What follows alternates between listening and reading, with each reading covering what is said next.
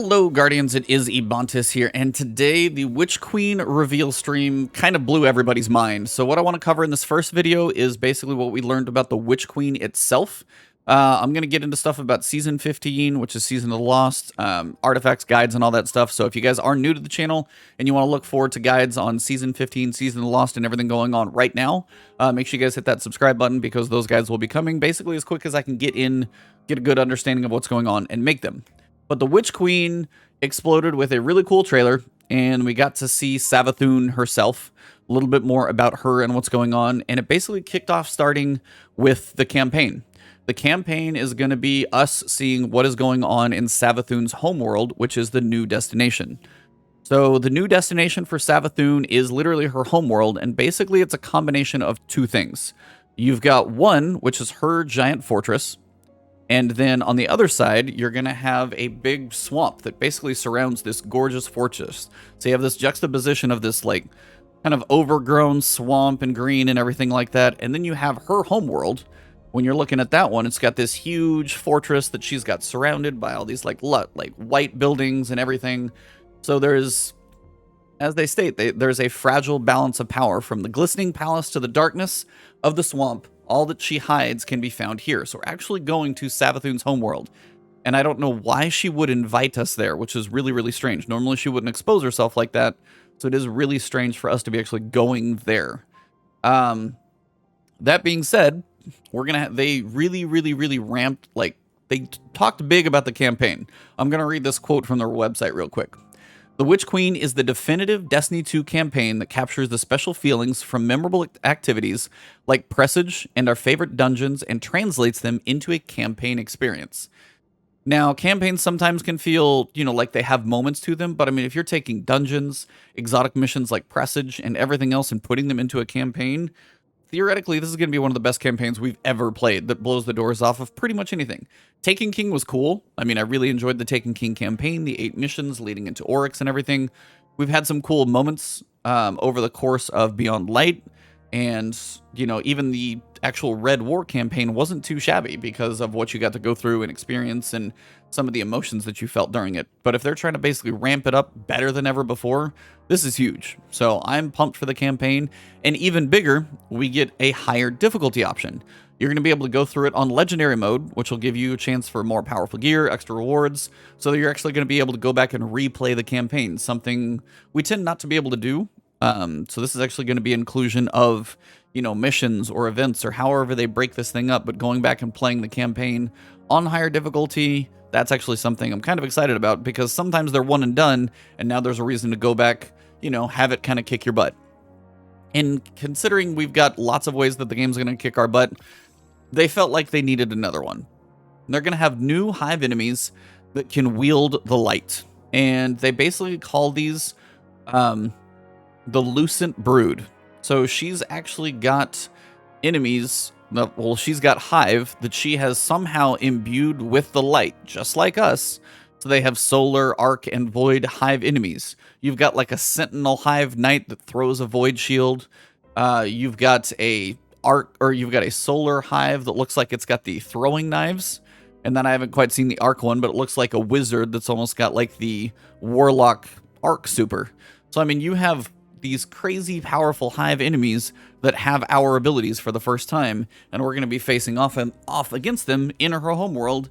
And these are either going to be strike bosses or mini bosses. I don't know what they're going to be, but they're going to be substantial pieces. I don't know if they're going to imbue other enemies all over the place, or if it's just these like 3 main enemies that have these abilities. But there are literally hive that have been risen like a guardian, because she has these like little hive ghosts that she sends out. They like, same as we were risen, and they actually are, they're like hive darkness. I don't know. It's so crazy. So that's honestly really, really cool to see. I don't know how much of that we're going to see, or how little, or how terrifying I should be worried about those. But the Lucent Brood is their name, and I'm kind of worried how much our butt's going to get kicked. We did actually get confirmation that we do have a raid coming for this one. Not to a big surprise to anybody, probably. But they actually talk about it. They say, among the swamps of Savathun's throne world lies a sunken pyramid. Alongside your fire team, venture inward and confront the ancient danger imprisoned within.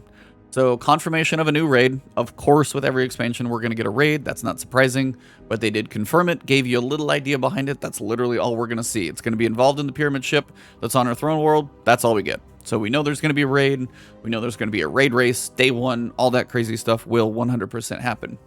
As for the game itself, they did not confirm a new subclass. Everybody's been speculating, is there going to be a green subclass? Is it going to be corruption? Ticuu did a whole thing all over it. All those things. They have not confirmed that. Now, that's not to say it may not come later, but right now they have not said it, so I wouldn't hold your breath that it's coming, because if they're going to try and sell something with pre-orders, a new subclass probably would have been mentioned. That being said, all of our light subclasses over the course of the next year during Witch Queen and its future seasons are going to get updated. And in the Witch Queen season, which will be season 16, they're going to start with the Void subclass. And they're actually going to update that, the same thing with aspects and fragments and everything else.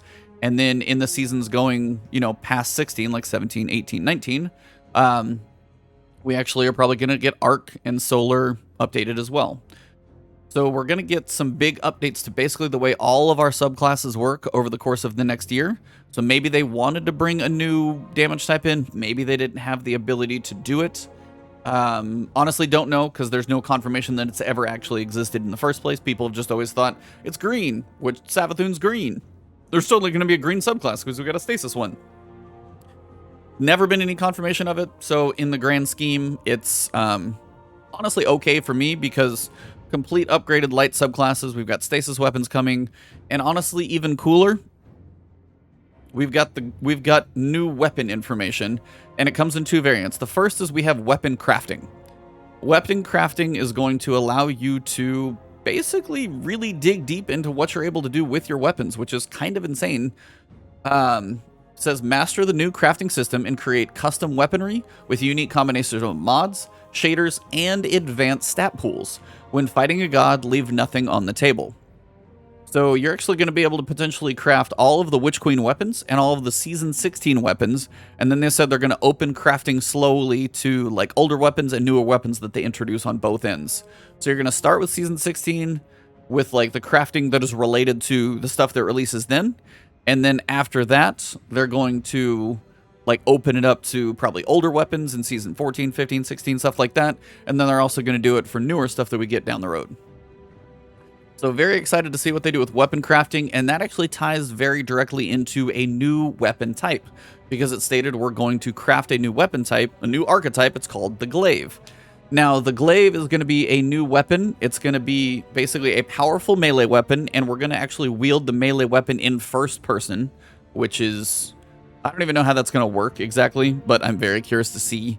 There's a little bit of video how it goes, but you've got a melee weapon wielded in first person, a projectile launcher, gun projectiles, it shoots something, and it's also going to be able to give you a powerful energy shield.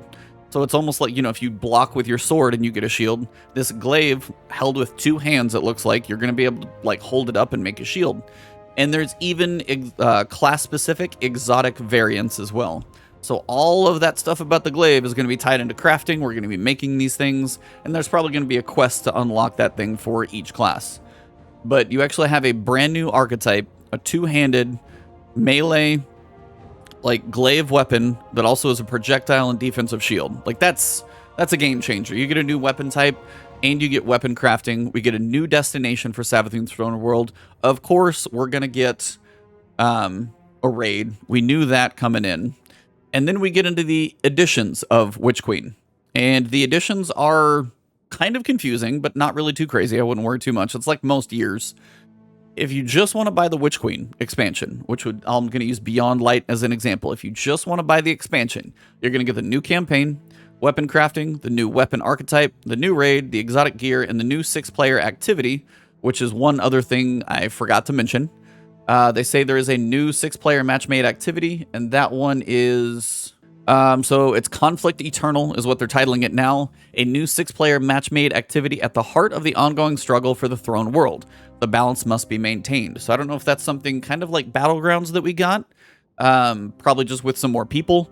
But generally it's going to be probably a big ongoing, launch into this thing, go through, see if you do the mission, beat it. I don't know if it's going to be like a big 6-person strike or exactly how that's going to work. We don't know much besides the fact that it exists. So after that, you've also, if you pre-order it, you get an exotic ghost shell, emote, legendary emblem, pretty basic stuff. That's the standard edition. You're just buying the Witch Queen, which is the yearly expansion. Second thing you can do is the deluxe edition. Now, just like the Beyond Light Deluxe Edition, for example, you get the campaign and everything previously listed, but you also get access to all the seasons. So you get access to Season 16, which would come with Witch Queen, and I would imagine you would do that if you just bought Witch Queen, you would get the season that takes place then. But you also get 17, 18, and 19. So you get the 4 seasons that go along with the 8th year of Destiny, or, Destiny 2 Year 5, however you want to list it.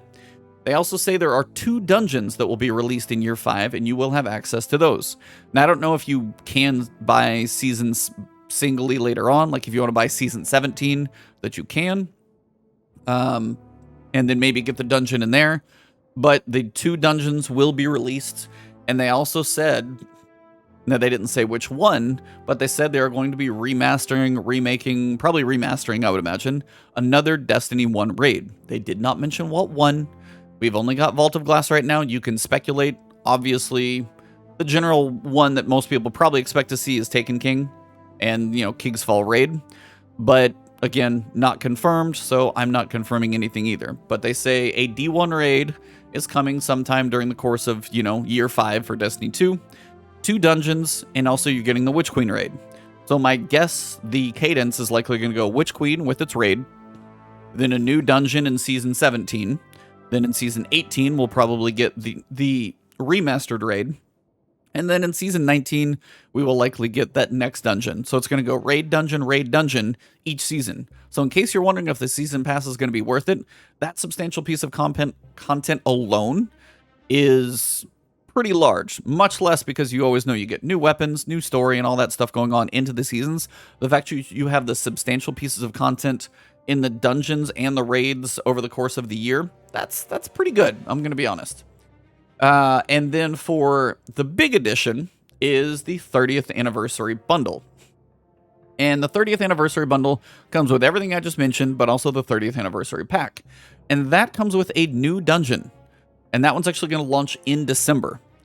And that one is going to be taking place in the loot cave on the Cosmodrome. That's a throwback to Destiny 1 in like a cave that people farmed for Engrams. Pretty funny stuff. They're actually making a dungeon out of that. They said it's pirate themed, so I have no idea what that's going to be like, but it's actually kind of cool. Probably one of the biggest things that might be divisive that it's part of the 30th edition pack. Gjallarhorn, exotic rocket launcher, catalyst, and ornament are going to be part of the 30th edition pack. So Gjallarhorn is returning. If you haven't played Destiny 1, you don't know what you're missing, but it basically was the rocket launcher that nearly broke the game. Everybody had to have it. It was like the thing for the longest time, and it's coming back. So rockets recently are in a pretty good place. They actually do a good amount of damage, so I will be curious how they balance this one, because basically rocket launcher would fire a rocket, it would explode into a bunch of little baby rockets, which would then do more damage. It was very, very powerful, used for quite a long time. Fan favorite by far. So you've got Gjallarhorn, new dungeon, new weapons inspired by past Bungie worlds. So they've got some stuff from Marathon. They've got a big claymore in there for a sword. There's also a armor set that is based around the weapon Thorn. It actually looks fantastic. That one looks very cool. You've got some ornaments for like Bungie streetwear, Marathon streetwear. You've got a unique helmet ornament, ships, sparrows, whole bunch of cosmetic stuff in there as well. If you've been around Bungie playing Halo, playing Destiny for the past 30 years, Marathon, and anything older, again, the way the pricing works, at least in the United States, and I know different pricing can happen in different places, I don't know the standard edition price, at least off the top of my head, but I know the deluxe edition is $80, and then the deluxe 30th edition is $100. So for $20 more, you get the 30th anniversary pack, which has another dungeon, the Gjallarhorn, catalyst, ornament, weapons, thorn, armor, and a bunch of cosmetics. If you buy like one set of armor from, Eververse, it's like $10. You get a dungeon and all the other stuff I listed for $20 if you buy the 30th edition. So again, it's up to you, but that's the way those are broken down. Standard edition, deluxe edition, which is going to be the 5th year, which will be the 2 dungeons, all the seasons, and the Witch Queen. And then the 30th edition includes the 30th edition stuff, which comes out in December, which we'll be able to enjoy, I think, sooner than obviously Witch Queen, since Witch Queen launches February 22nd, 2022. So they nailed the timing of 2-2-2-2-2. So 2-2-2-2-2. But that's basically it. There is a collector's edition. If you do want that one, you remember you can buy it with relation to your store, or you can buy it without it and just get all the things that are in it. It's actually got one of those Hive Ghosts, and of course, you know there's going to be secrets, digital soundtrack, and all that fun stuff in there, but it's got a Hive Ghost in there as well. So, Witch Queen, what we know for now. New campaign, new difficulties, and I think they said it's even going to adjust the difficulties based on party size, so solo versus groups. You've got new enemies that can wield the light against you, the Lucent Brood, so now you've got like Solar, Arc, and Void powered Hive that you're fighting. You've got the brand new Savathun homeworld with both the juxtaposition of the swamp area and her fortress, so it's going to be a brand new world we're going to explore.